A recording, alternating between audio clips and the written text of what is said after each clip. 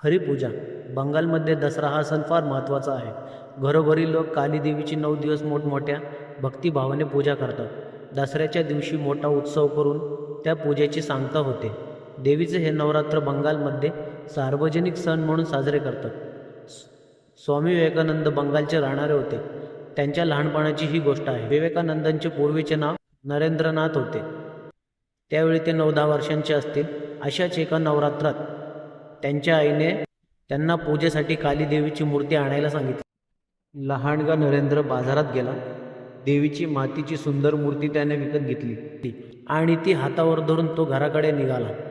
रस्त्यावर तशी फारशी गर्दी नव्हती, पण जागोजागी शिपाई उभे होते.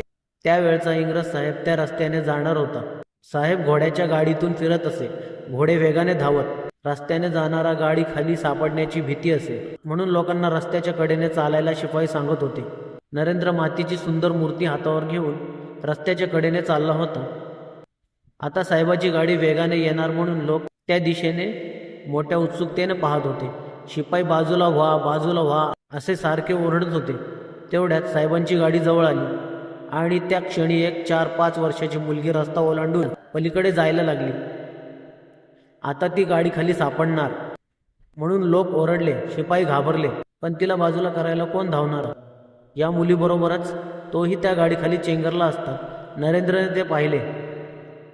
आपल्या जीवाची पर्वा न करता तो त्या मुलीकडे धावला.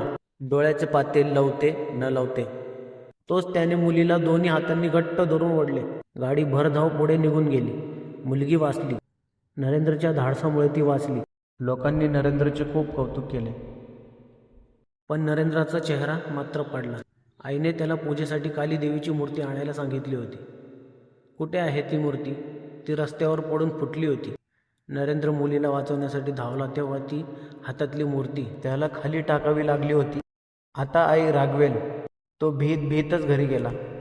आईने काली देवीच्या पूजेची सगळी तयारी केली होती. ती नरेंद्रचीच वाट पाहत होती. नरेंद्र आला. तिला आनंद झाला, पण नरेंद्रच्या हातात देवीची मूर्ती नव्हती. देवीची मूर्ती आणली नाहीस? आईने विचारले. नरेंद्र रडायला लागला. रस्त्यावर घडलेला सगळा प्रसंग त्याने आईला सांगितला. आई, दुसरा इलाजच नव्हता ग. मुलीला वाचवायचं तर देवीची मूर्ती हातातून टाकणं भागच होतं.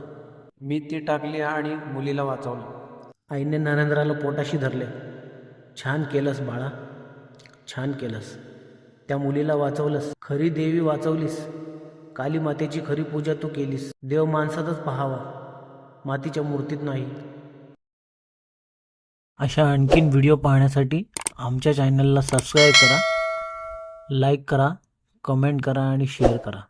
धन्यवाद.